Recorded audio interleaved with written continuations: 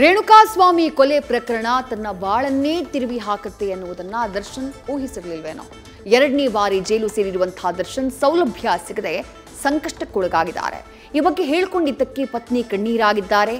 ಇತ್ತ devil gang ಕೂಡ ಮುನಿಸಿಕೊಂಡಿದ್ದು ದಾಸ ಒಬ್ಬಂಟಿ.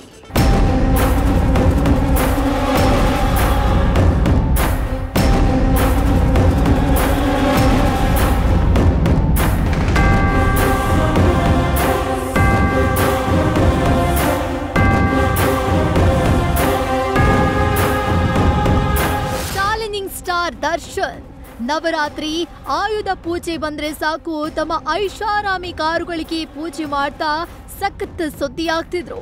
ಕೆಲಕಾಲ ಮೈಸೂರಲ್ಲೇ ಇರುತ್ತಿದ್ದ ದರ್ಶನ್ಗೆ ಈ ಬಾರಿ ಜೈಲೇ ಗತಿಯಾಗಿದೆ. ಸಿನಿಮಾ ಶೂಟಿಂಗ್ಗೆ ದೇಶ ವಿದೇಶ ಸುತ್ತುತ್ತಾ ಗುಂಡು ತುಂಡು ಅಂತ ಹಾಯಾಗಿದ್ದ ದಾಸ ಈಗ ಜೈಲು ಹಕ್ಕಿ. ಐಷಾರಾಮಿ ಜೀವನ ನಡೆಸುತ್ತಿದ್ದ ನಟ ಈಗ ಹಾಸಿಗೆ ದಿಂಬಿಗಾಗಿ ಪರದಾಡ್ತಿರೋದು ಅವರ ಪತ್ನಿ ಕಣ್ಣೀರಲ್ಲಿ ಕೈ ತೊಳೆಯುವಂತೆ ಮಾಡಿದೆ.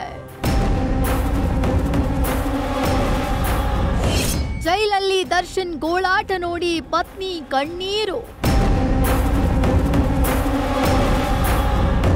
ರೇಣುಕಾಸ್ವಾಮಿ ಕೊಲೆ ಆರೋಪಿ ದರ್ಶನ್ಗೆ ಸದ್ಯ ಸಂಕಷ್ಟಗಳ ಸರಮಾಲೆ. ಹಾಸಿಗೆ ದಿಂಬು ಇಲ್ಲದೆ ಪರದಾಡುವಂತಾಗಿದ್ದು ಜೈಲಾಧಿಕಾರಿಗಳ ಮುಂದೆ ಅಂಗಲಾಚಿದ್ರೂ ಕ್ಯಾರೇ ಮಾಡಿಲ್ಲ.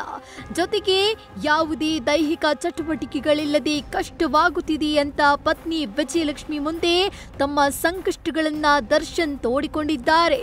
ದಸರಾ ಮುಗಿದ ಬೆನ್ನಲ್ಲೇ ವಿಜಯಲಕ್ಷ್ಮಿ ದರ್ಶನ್ ಭೇಟಿಗೆ ಪರಪ್ಪನ ಅಗ್ರಹಾರ ಜೈಲಿಗೆ ತೆರಳಿತು. ಈ ವೇಳೆ ಪತಿಯ ಕಷ್ಟ ಸಹಿಸದೆ ಕಣ್ಣೀರಿಟ್ಟಿದ್ದಾರೆ ಎಂಬ ಮಾಹಿತಿ ಸಿಕ್ಕಿದೆ.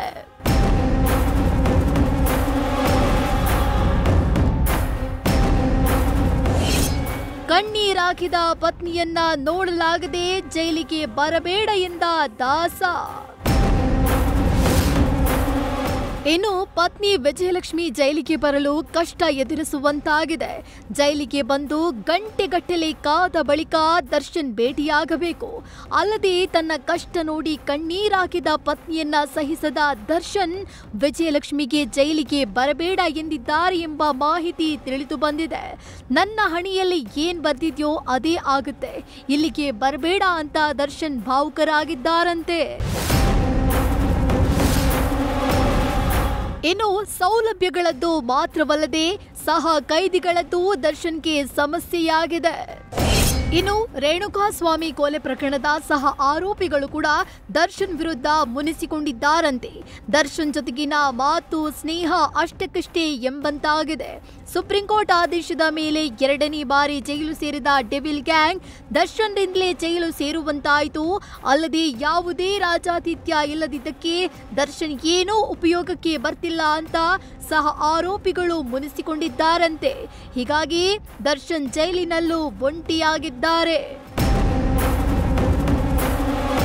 ಇನ್ನು ದರ್ಶನ್ಗೆ ಜಾಮೀನು ಸಿಗೋದು ಸದ್ಯಕ್ಕಂತೂ ದೂರದ ಮಾತು.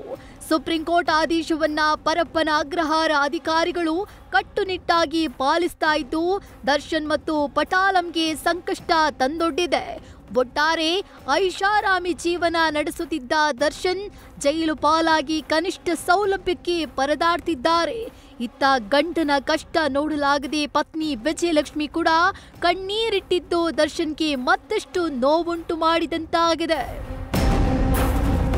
Shivakumar, News First, Bengaluru. News First ನಿರ್ಭೀತಿಯಿಂದ ನಿಮ್ಮ ಪರವಾಗಿ.